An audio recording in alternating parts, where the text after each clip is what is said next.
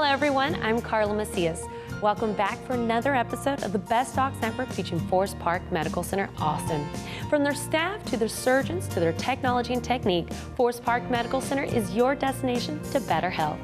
Let's get today's show started with introducing General Surgeon Dr. Francis Buzad.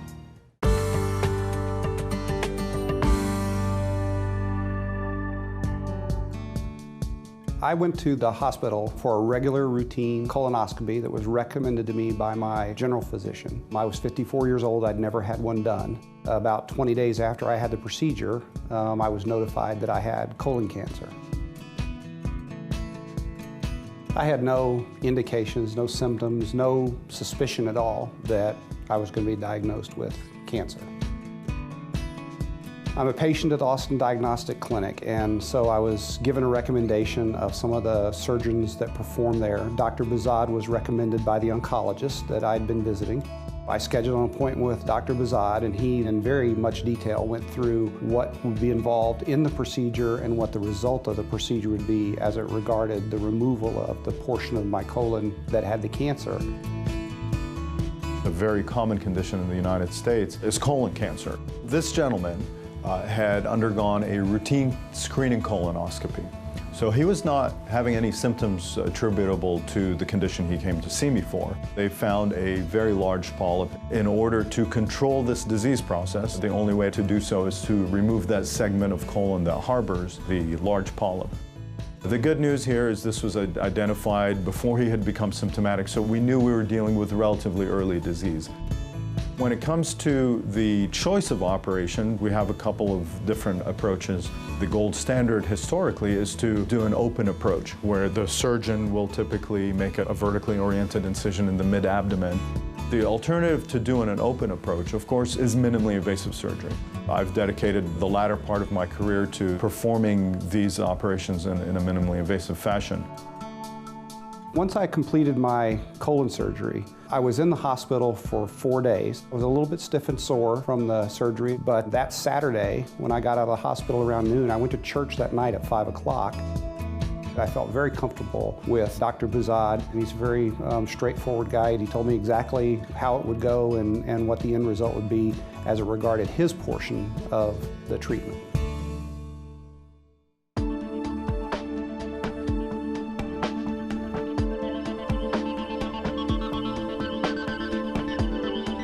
Taylor has a question for Dr. Michael Putney. Will I be able to play sports after a shoulder surgery? I usually recommend that the time to return to sports is probably around 6 months. You're healed before then, but I want to have you build up muscle strength so you're not prone to pulling a muscle again if you try to go back too vigorously.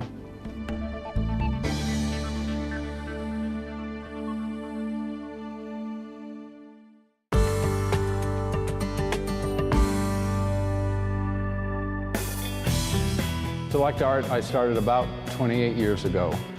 It's a private gallery, and I specialize in providing art for public spaces and primarily doing hospitals and MOBs.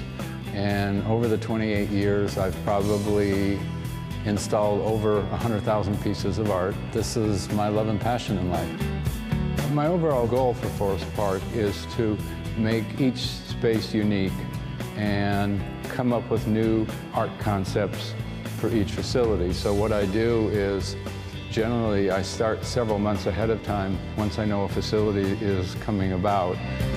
The art should support the design of a space, very similar to if a man buys a nice suit, then his shirt and tie should support his suit, and a lady's handbag, jewelry, and shoes should support the dress that she selects. So art's kind of like that. It really needs to coordinate and support the design of the space, yet each piece is an individual piece of art. What we're putting together for Austin is two large freestanding sculptural pieces.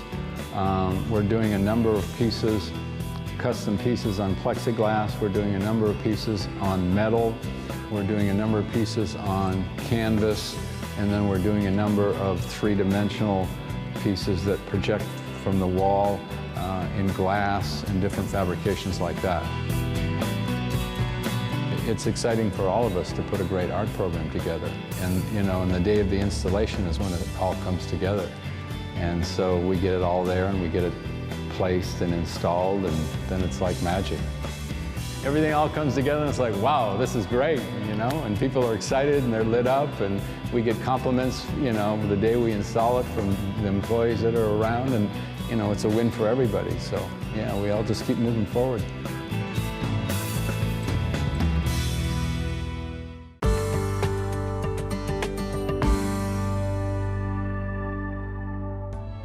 Currently in the OR manager position. I oversee the nurses, our RNs, our scrub techs, all of the individuals that are necessary to smooth running of the facility in the operating room. Monitor the operating room schedule to keep everything running on time, as well as meeting the needs of our patients and our physicians. I decided very early on that I wanted to be a nurse.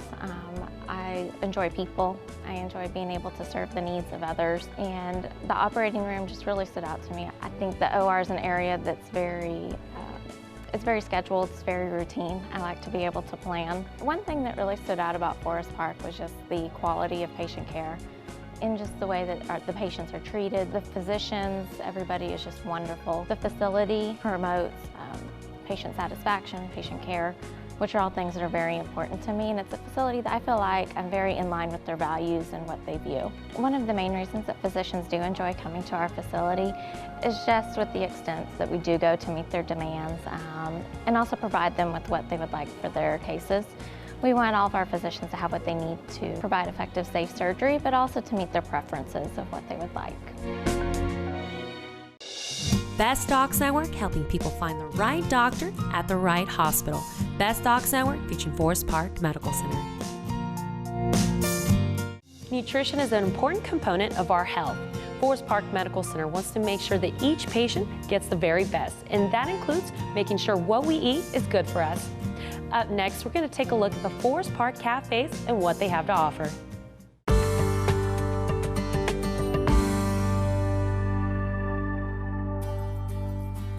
One great thing about Forest Park is that they include the dining aspect or the food aspect as far as the patient care. Not only do they have great dietitians on site to make sure that the dietary needs are met for the patients, but they also consider the patient's family's needs as well. Let's face it, sometimes you're in a hospital, this facility, 6-7 hours, if not longer, sometimes overnight, sometimes 2 or 3 days. And it's not the typical food. We do everything from scratch, which means that we do everything from the starting point all the way to the finished product. We do pork tenderloin, we do roasted chickens, we do gourmet pizzas. We even do some things similar like grandma's meatloaf, but everything's made from scratch. We follow recipes, nothing comes out of a can. Our sauces are all made from scratch. When you walk into our dining facility here name is Cafe 114. It feels like a real cafe. You don't walk into it and it's the old type of tray line service here. Every single day the menu changes. So for example, one day you may have a carving station with a prime rib on it, and the next day on that carving station may be a baked potato bar, and the plate itself is a work of art. It's just not something that's piled on the plate and sent to the guest or sent to the patient. It's a work of art because, you know, you may not always come in here where you just on a clear liquid diet. You can actually have surgery where you can eat regular food. So we have to take those cases and we want them to feel like, you know what, this is unbelievable. This is not hospital food. We don't ever want to be stereotyped or categorized as hospital food. We are a cafe dining facility. You can get fresh grilled salmon. We have fresh tuna here. We have a fish of the week. We have grilled pork chops you can get, grilled chicken. Along with that, you can have that grilled, make your salad, give it to one of my grill cooks, and we'll put it on the salad for you. It really starts with Chef Jason Douglas. This guy is absolutely amazing when it comes to food. He is truly an artist when it comes to the culinary aspect of it. He has an eye for making your food look so pretty and edible at the same time that you don't want to touch it because it looks so great. That's one element about dining service I don't have to worry about because I know when he's there that the guests, our patients, are going to get the absolute best that he has to offer every single day. So what we try to do is we try to be innovative with our food, very cost effective, but most importantly, we want a great quality of food. I have this saying that if it's not done in the spirit of excellence, we won't serve it.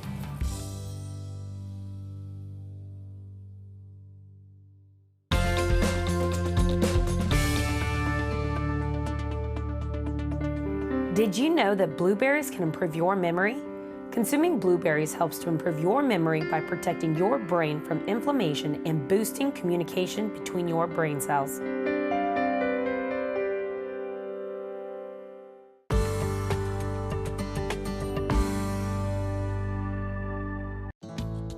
What it means for Forest Park to be a part of the Austin community. We're just really excited to be here. We feel very honored that the surgeons have asked us to be a part of the Austin community. It's a great opportunity for the surgeons, it's a great opportunity for the patients in the North Austin medical community. What makes Forest Park different from other hospitals in the Austin area and even throughout the U.S. is that we're a truly physician-owned hospital. We are governed by the physicians who are the majority owners. So the physicians have a lot of say-so in the day-to-day operations of the hospital, from the medical staff to the OR and to the equipment that they want to have as part of their hospital that they own. We have 3 existing hospitals that are open right now and 3 under development. They're all truly unique. Every hospital serves the physicians that are participating in the hospital. Every community has a different need, and so we will serve what Austin needs and what our surgeons need. Each hospital is like a 5-star hotel, so that when a patient and a family member walks into the hospital, you really don't think that you're in a hospital. It's not a cold, sterile environment. It's very warming. You feel comfortable there. The patients' rooms are very spacious. They're very beautiful. Some of the hospital rooms actually have a VIP suite attached to the patient room. That room has a flat screen TV, a refrigerator, a pull-out bed, so family can stay overnight. The caliber of physicians that we have at Forest Park, we think are some of the best that Austin has to offer to patients. The estimated number of physician partners we have right now, we have 70 in the partnership. We have 12 different specialties involved in our specialty mix. We hope to add additional partners in the near future, as well as additional specialties. We bring the best surgeons to our hospitals. We have the best staff, we have the best service. We feel like the best hospital that Austin will have. Forest Park Medical Center is truly one of a kind.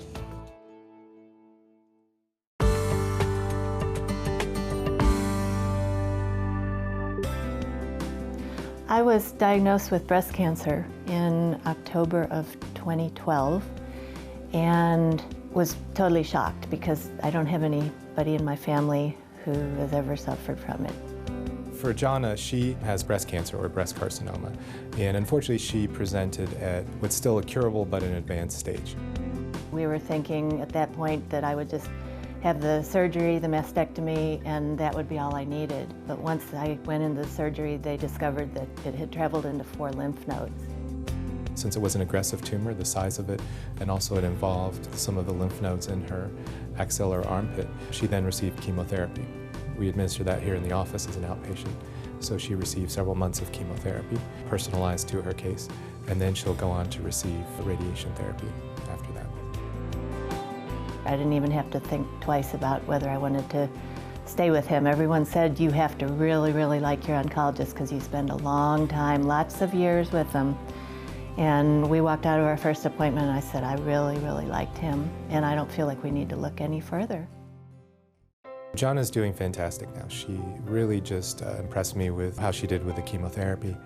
She did probably as well with the chemotherapy as any patient I've treated. From the diagnosis until right now, it's been 16 months, the journey. I did chemo for 6 months. I had to do 16 rounds and then 33 rounds of radiation, and then went through the reconstructive surgery just a few weeks ago.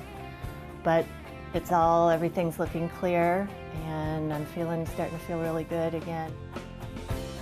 Today, at the end of all this, I have a real different perspective on life. I always have been a positive person, but now I feel like I'm even more so. And the little things just aren't important, because when you go through something like that, the big picture becomes very important, and I just feel stronger and able to go forward now. And it's a wonderful thing.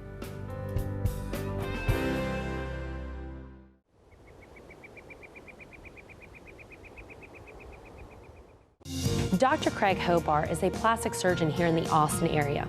One of his specialties is cleft lip and palate. Up next, we're going to watch the beginning of an incredible journey with a little girl named Hallie.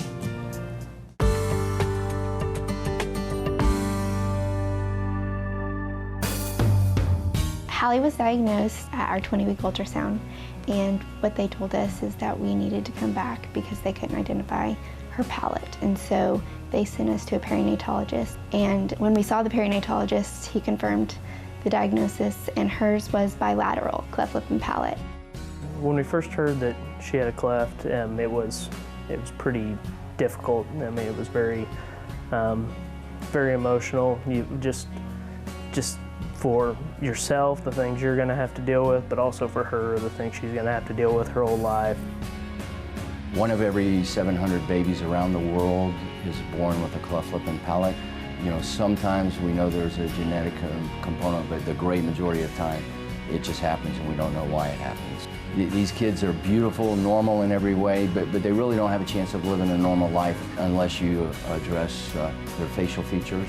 And if they have a cleft palate, they need that repaired so they can speak, so that people can understand them. So what we try and do is we try and get them fixed in the first year of life. That way when they get out and they start socializing and playing with other kids, you know, they're going to look normal except for a little scar on their lip. When we met Dr. Hobart, it was actually our last consultation of the day. And we had thought we'd found our surgeon, and the surgeons we met with were great. I mean, we had confidence in all of them, and we're excited about what we found, and we thought, you know, we were just going to go in and meet Dr. Hobart. He was going to be another good one to add to the list, and we were going to go on home and figure it out. But we went in, and we both just knew. He was somebody that just sat there and listened to everything, every crazy question I had, and really went in depth on why he does what he does, and not just his techniques, but he also went personal, and I appreciated that. And you know, he kind of just dug deeper to where you want somebody to dig, not just everything medical. You know, there's a lot of emotions with the way your child will look, and you don't want to get that wrong, and you want to find the right person to do it. And when we found Dr. Hobart, it was very obvious that that's where we needed to be. We like to see the baby right away because we can start forming the lip and shaping the nose so that when I do the surgery at 3 months of age, it'll get a much better result. You know, I see a lot of mothers who are 5, 6, 7 months pregnant. They've had an ultrasound that shows their baby likely has a cleft, and so they're prepared when the baby's born. I'm set up so that we can begin what we call pre-surgical orthopedics, and that's just a little simple device that helps bring the gums together, helps shape the lip and the nose so that when I do the surgery it turns out much better. But I show them pictures of other babies, and we even give them mothers who have children with clefts that they can call up, and so it really relieves a lot of the potential anxiety and stress that can come without having gone through that process. The result that you get after this surgery at age 2 or 3 months is what she's going to have the rest of her life. Obviously there can be corrections, but it's very important to get that right. Picking a surgeon is part of that, but also just as you're going about the treatment they prescribe you, the NAM in this case, doing it to its fullest extent, making sure you're doing everything that they tell you to do, and she's not going to remember it. We're probably going to have a hard time remembering it in 20 years, but that result she gets is going to be there, and it's worth a little extra headache or a little extra hardship now for a better result long term. We love Hallie. We love the way she looks. We think that she's beautiful. It's going to be hard seeing her look completely different after surgery, but at the same time, there's just going to be so much peace of mind that we did everything we could, and she, you know, she's going to look even more beautiful. That's all that's all this is. You're just adding on to their beauty, inside and out. I know she's going to be a better person because of this.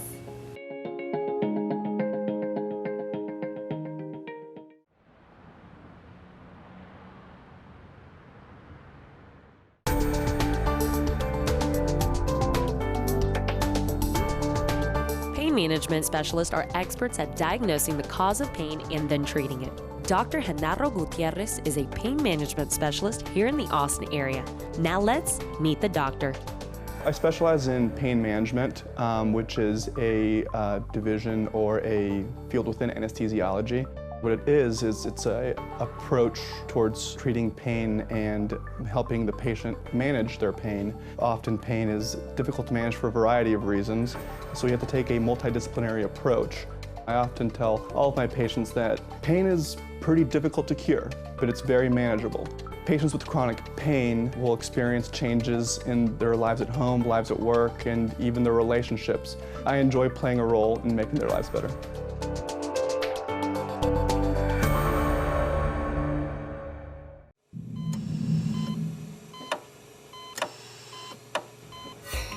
So counting calories, should I count calories? Should I not? Should I do low fat? Should I do low carb? Well, there's there's reasoning behind each one of those theories. But overall, the goal is absolute caloric restriction. Now, there's a fine line there. If you've been taking in, let's say, 2,500 calories a day on average throughout the last couple of years and the weight's been fairly steady, if you cut it back to 2,000 calories, you now create a caloric deficit, which results in weight loss. There is a fine line, though, at that point, because if you cut back too far, if you go to an extreme and cut back to 800 calories a day, yeah, you'll lose a lot of weight up front, but the problem is that then your body becomes very efficient at soaking up calories. So on the back end, when you resume your regular diet, those fat cells come roaring back. So the goal is to create just a slight caloric deficit where you're burning a few more calories, taking in a few less calories, and that results in weight loss.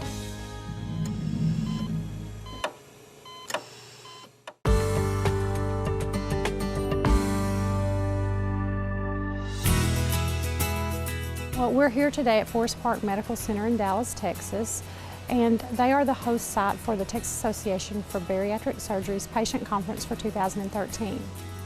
Today there is a fabulous patient-centric meeting.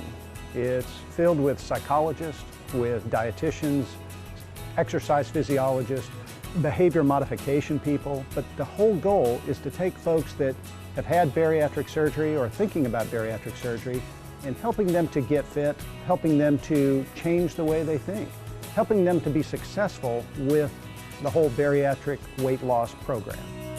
Today is very special because it's all about patients. At a lot of times professional meetings, it's doctors talking to each other, presenting their data. This is all for the patients to help them have a better outcome, understand what's going on in their bodies. My job will be to help them understand some of the psychological aspects of weight loss surgery and hopefully give them some coping strategies to maximize their success. TABS is a great organization for speaking for the patient. So it's not only about surgery, it's about support, it's about exercise, it's about prevention. It's very important when you take care of patients, whether they have diabetes or high blood pressure or they have a craniofacial deformity or even just have a gallbladder disease. We need to provide preoperative care, intraoperative and immediate postoperative care, but it doesn't end at that point when the patient leaves the hospital. Programs like this help patients see ways to overcome stress, ways to change their behavior, so that they can be successful with changing their eating habits. All of the surgeons here include a multidisciplinary approach. They're not just giving the surgery and sending the patient on her way. There's nutrition, there's a psychological component, there's support groups, and yeah, this is a world-class place. Forest Park was founded to give physicians an opportunity to take center stage in the care of their patients. It's not an institutionally driven care model, it's a physician-driven care model.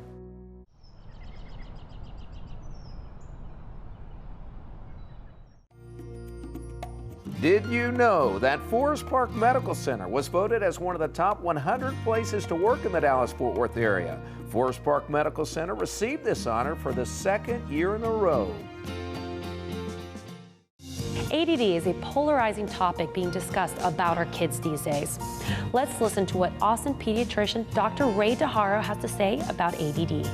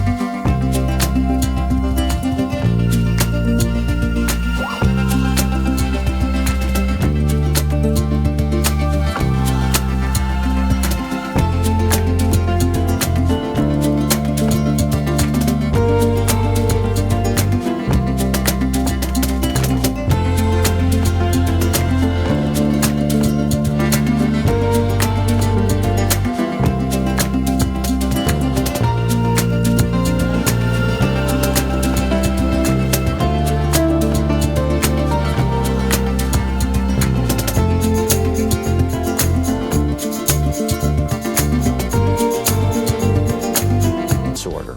It's a very common condition, and it occurs in many adults and children. Bryant is a patient of mine who I've known for several years. He had problems with attention. This would cause him to have difficulty learning in class. He struggled with reading. And unfortunately, this caused a lot of anger on his part and subsequent family strife. We discussed treatment options. His parents decided that it would be in his best interest to start medications, and we did so. And within 1 to 2 weeks, Brian had improvement in reading, he had better listening skills at school, and his grades started to improve. Taking the medicine, I'm doing better. I feel more like myself. I can control my reactions better. I've been doing better on my homework. I've been understanding it, and I can focus on it better than I did before. Dr. Haro, he's a great doctor. I've known him my whole life, and he's helped me with pretty much everything. He's got me to here, so I like him.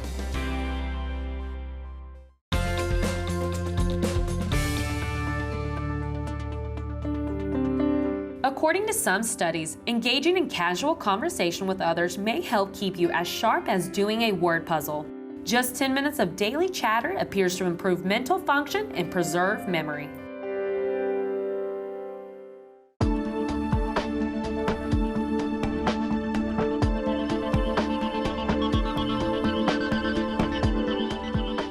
Jordan has a question for Dr. Cuellar.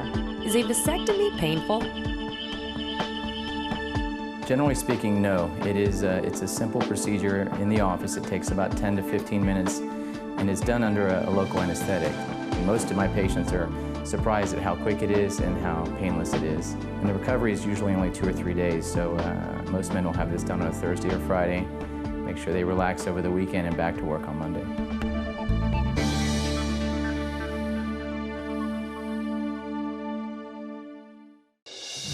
Best Docs Network featuring Forest Park Medical Center.